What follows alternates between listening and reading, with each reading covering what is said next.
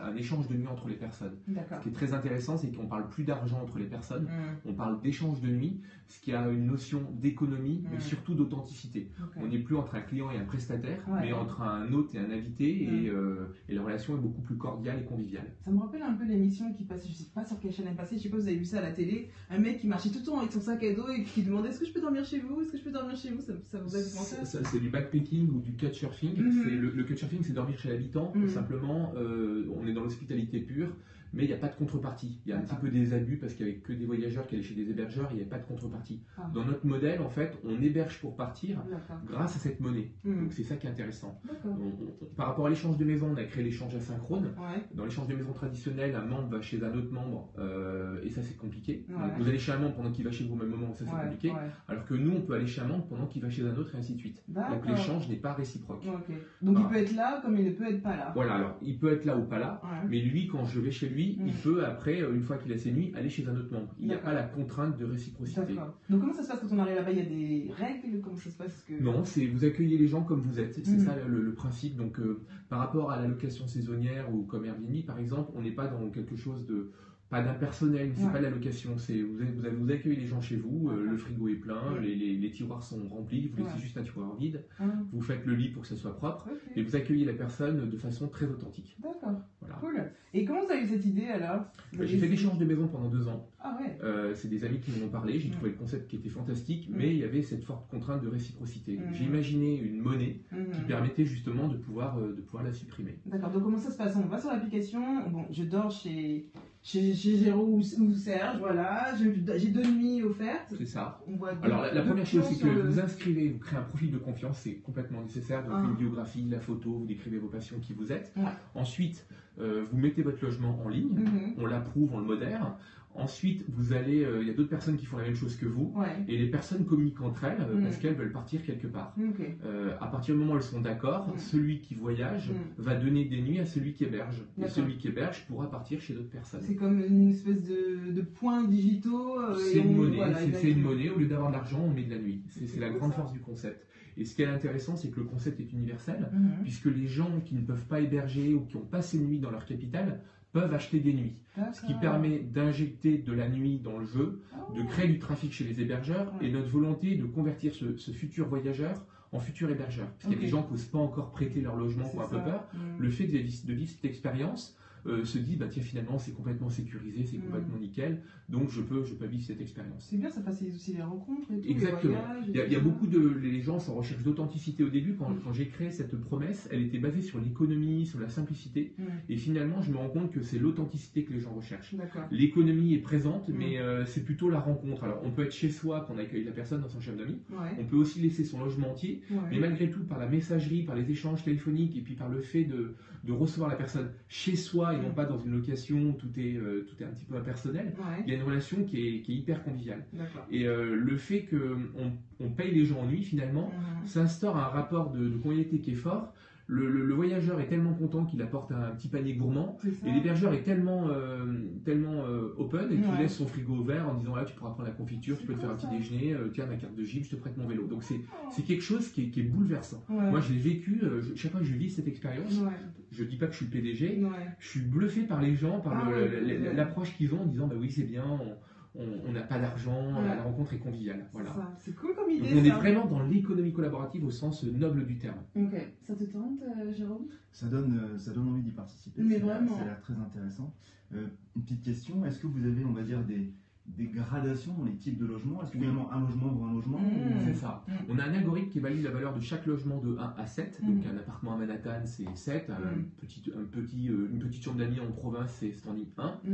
Une nuit de standing 1, une nuit de standing 7 valent 7 nuits de standing 1. Donc ça permet d'avoir la monnaie de la monnaie en fait. Cool, voilà. Et quelqu'un qui a beaucoup, on va dire, consommé, à quel moment vous arrivez à contrôler qu'il a aussi hébergé, consommé? En fait, les gens hébergent 2-3 nuits et partent 2-3 nuits. Donc on n'est pas dans des séjours longs de 1 semaine, 2 semaines ou 3 semaines, on est plutôt dans du city break et les gens hébergent pour partir. Mais il faut avoir hébergé pour pouvoir être hébergé à son tour. Il faut héberger pour pouvoir être hébergé ou alors pouvoir acheter des nuits pour pouvoir être hébergé. Ça coûte combien la nuit? Les nuits, alors elles sont en fonction du standing, ça va de 7 à 49 euros, donc standing 1 7 euros, standing 7 49 euros. En prix de vente, on est 2 à 3 fois moins cher que les prix marché. Mais l'idée n'est pas d'acheter des prix nuitées pas chères, c'est surtout de vivre une expérience différente et de faire en sorte qu'entre les membres, il y ait vraiment de la nuit. Ce qui a pour vocation aussi d'enlever toutes les contraintes juridiques, légales et fiscales, puisque ce n'est pas de l'argent. Donc il n'y a pas de notion de est-ce que je suis locataire, propriétaire, déclaration de revenus. C'est quand je vais dormir chez vous, voilà, je vais pas. C'est comme un ami, quoi. C'est comme un ami qui vient chez vous. Combien de membres aujourd'hui? Aujourd'hui, on a 180 000 membres dans le monde entier. Donc on se développe de manière assez importante. Plus de 10 000 membres par mois nous rejoignent. Et on a une viralité qui est en train de prendre. Donc c'est assez impressionnant, même au niveau des fans. On a 1000 fans par mois, par jour. Voilà, tous les jours, ça grossit de manière un petit peu exponentielle. Et comment vous avez créé cette startup Night Swapping, pardon? Alors je l'ai créé, moi je fais partie des fondateurs de Smartbox, les coffrets cadeaux, donc un concept innovant qui avait explosé dans les années 2004, donc qui continue à fonctionner, mais j'ai fait partie des premiers pionniers à travailler sur ce concept. Voilà, j'ai vécu une belle expérience, sachant qu'à la base je suis professeur de PS, donc j'ai un profil un petit peu d'autodidacte. On se retrouve, voilà. C'est pour ça que je dis ça, comme ça on pourra se retrouver sur le terrain du sport, de la philosophie sportive. Vous étiez Staps à Lyon? Exactement, non, Grenoble, je suis Grenoble d'origine. C'est pas... Staps à Grenoble. Et donc voilà, j'ai vécu cette expérience, j'ai gagné un petit peu d'argent chez Smartbox, et j'ai décidé de le mettre dans cette création de nouvelle société dans laquelle je croyais énormément. Voilà, maintenant l'idée est belle, on en parle autour de la table, la promesse est très séduisante. Maintenant, il y a l'envers du décor parce que, comme vous l'avez compris, on est basé sur la gratuité et que dans le web, tout le monde veut de la gratuité, c'est bien, mais derrière, il faut payer des gens, il faut communiquer. Comme les clouds, quoi, qui ont des trucs gratuits, comme Twitter qui est en train de se prendre des claques en ce moment. C'est ça. Donc vous avez fait, c'est ça, vous avez fait une première levée de fonds d'un montant de 1,5 million d'euros, pas $. C'est ça. Et vous finalisez vos dossiers lancement pour une seconde, le 31 mars, et vous demandez 2 millions. Alors, tu as peu d'argent, Jérôme, dans ta poche. Rassure-moi tout de suite. C'est ça. Non, mais je peux attendre, mais on prend les chèques, on prend tout. C'est ça. Pourquoi cette date butoir? Et ben parce qu'en fait, on a une trésorerie. En fait, comme on dépense de l'argent pour communiquer, pour attirer des membres, pour qu'après, on a de plus en plus de trafic sur la plateforme. Et à un moment donné, le cash s'arrête. Donc, en 31 mars 2016, à minuit, et ben, nos finances sont vides. Donc c'est pour ça que j'ai entamé une levée de fonds il y a 4-5 mois. On a bientôt finalisé la levée de fonds, mais c'est très très compliqué. Et il nous manque encore 200 000 euros aujourd'hui pour clôturer. D'accord. Voilà. Et vous faites ça où?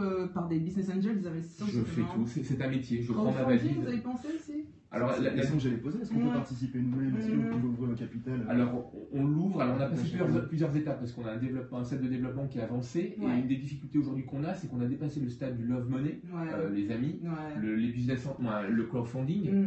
On est entre les business angels et les leveurs les fonds traditionnels. Parce que aujourd'hui l'argent qu'on demande, il est assez significatif.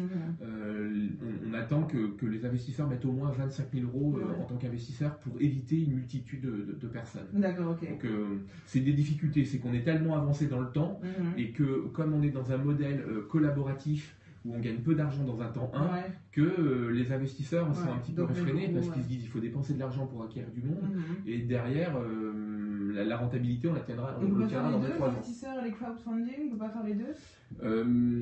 C'est compliqué parce que le montant qu'on recherche est trop élevé pour le crowdfunding traditionnel. Ok, d'accord. Et vous précisez dans une interview que c'est une épreuve difficile de cette recherche monétaire. Alors, elle est difficile, c'est normal, parce que trouver de l'argent, ça ne doit pas être à la portée du premier venu, parce que des projets, il y en a des millions, donc il faut arriver à avoir des projets qui sont viables. La difficulté, c'est qu'on est dans une économie collaborative. Donc on est sur le web, économie collaborative où on met un maximum de gratuité, et notre objectif premier est l'acquisition d'une communauté. Et acquérir une communauté, ça coûte de l'argent. Simplement, on n'en a pas au départ.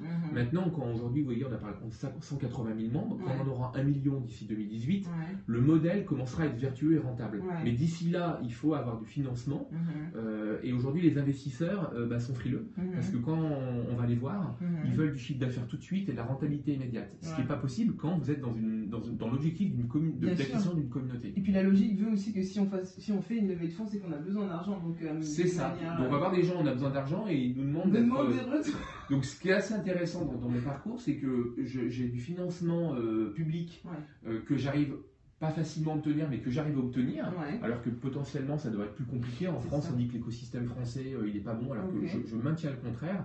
Et par contre, on a des investisseurs qui sont justement là pour prendre des risques et qui, eux, ont plutôt une approche encore plus frileuse que les banquiers. D'accord, ok. On va les voir, on a besoin d'argent, ils vous demandent 1 million d'euros de chiffre d'affaires, alors rentabilité immédiate. Alors que nous, on est en train de dire, on a besoin de membres. C'est ça. Alors, il y a justement les investisseurs, les collaborateurs, vous êtes 15 à peu près en ce moment, sans parler des clients et des membres.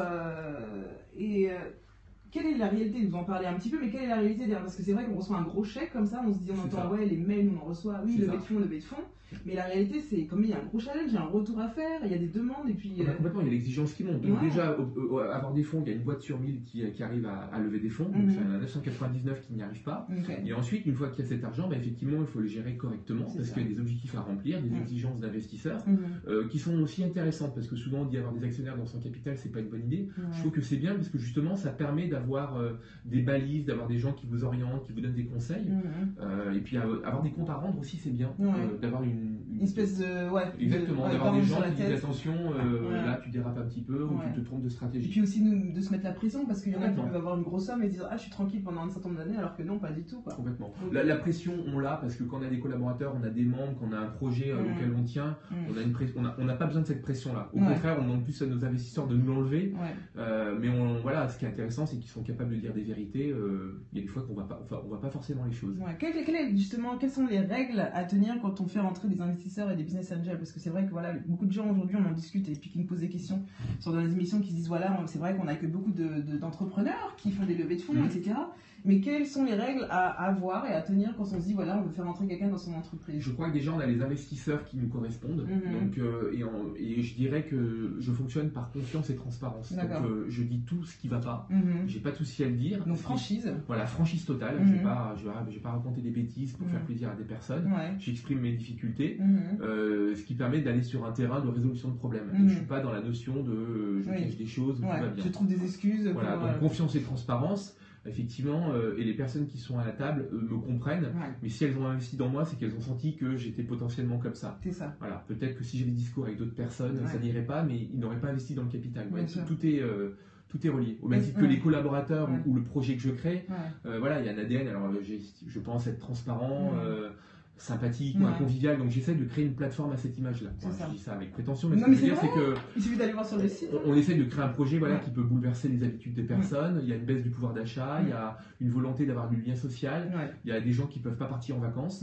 Notre promesse, c'est de dire partout où j'habite, pas forcément Paris, New York, Londres, mais je peux habiter à Mulhouse, je peux habiter à Roubaix, je peux habiter en Roumanie. Et je peux, avec ce concept-là, partir où je veux dans le monde entier. Et cette règle, justement, aussi, est-ce qu'il y a, pas vraiment une règle, mais est-ce qu'il faut se permettre de diminuer son pourcentage dans une entreprise, de baisser à moins 50, c'est-à-dire de donner plus de parts aux investisseurs et quitte à perdre un peu... C'est pas un problème ça. Non, mais en fait, il faut savoir ce qu'on veut. Est-ce qu'on veut survivre et avancer ou est-ce qu'on veut garder son capital? Donc je préfère avoir 1% d'une société qui fonctionne et avoir 100% d'une boîte qui va pas marcher. Mais c'est un risque aussi parce qu'on peut se faire virer. On en rencontre aussi des personnes qui font des réunions comme ça, comment on appelle, des réunions administratives, et puis hop, un matin, merci, au revoir. Non, mais le risque fait partie de notre ADN. Ensuite, quand en entrepreneur, on cherche la performance. Donc aujourd'hui, laisser ma place à quelqu'un qui sera meilleur que moi, il n'y aura pas de souci. Par contre, comme je dis toujours, il faudra aller chercher la place. Voilà. Mais moi, je suis dans un jeu. Moi, je vois la vie, je vois la vie comme un jeu. Voilà, je suis en bonne santé, ça c'est le plus important. J'ai ma famille autour de moi. Après, voilà, je suis dans un jeu. J'espère, entre guillemets, arriver à la fin. Et en étant le plus moral possible. Si maintenant il y a quelqu'un qui est meilleur que moi, je vais tout donner, mais je vais dire, voilà. C'est dur quand on est investisseur et qu'on a créé son bébé et qu'on se dit, quitte, on en prend un risque en pouvant le perdre, quoi. On pense pas en risque quand on crée l'entrepreneur, on pense pas.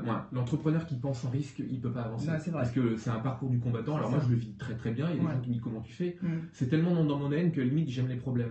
Mais on pense pas au risque, on pense pas à la peur. La peur, il y a tellement de choses. On ferait rien sinon. Exactement.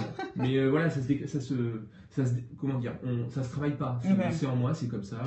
Maintenant, il y a des gens qui adorent peindre, des gens qui font du yoga, et des gens qui créent des boîtes. Moi, j'adore créer des boîtes. Ok, mais justement, donc là, il y aura une levée de fonds. J'espère que ça va bien fonctionner. J'espère aussi. Quelque part, il y a un appel à des investisseurs qui nous écoutent. Voilà, s'il y a des business angels qui sont capables de mettre un petit peu d'argent pour éviter d'avoir des gens qui mettent 5-10 euros, c'est pas encore notre stade de développement, on est complètement preneur. Donc là, vous avez fait une première quand même, vous avez fait une première levée de fonds, il y a eu 1,5 million, là vous faites une deuxième avec une demande de 2 millions. Oui. Ils vont se dire, ok, mais pourquoi ça, qu'est-ce qui manquait dans les 1,5 millions et qu'il va y avoir aujourd'hui avec les 2 millions? Non, mais il y a des étapes à franchir parce qu'il faut recruter des gens, il faut trouver son modèle économique, il faut savoir quel canal d'acquisition il faut avoir, il y a des tas, quel marché il faut viser, quelle est votre cible. Donc, comment vous allez être rentable avec ces 2 millions et comment vous allez faire payer, trouver un moyen de financement? Alors, il y a un modèle économique. Aujourd'hui, il y a des échanges de nuit entre personnes, ce qui fait que le séjour est complètement gratuit. Maintenant, il y a un premier modèle économique, mais qui ne permet pas de gagner de l'argent à ce jour, c'est des frais de réservation. Chaque fois qu'un voyageur va chez un hébergeur, il paye 9,90 € de frais de réservation, quelle que soit la durée du séjour, la destination, le nombre de personnes. Donc, que je pars 3 mois à 15 personnes en Australie ou une nuit à Lyon tout seul, je paye 9,90 €. Ça va évoluer dans le temps. Et la deuxième, c'est cette fameuse vente de nuit.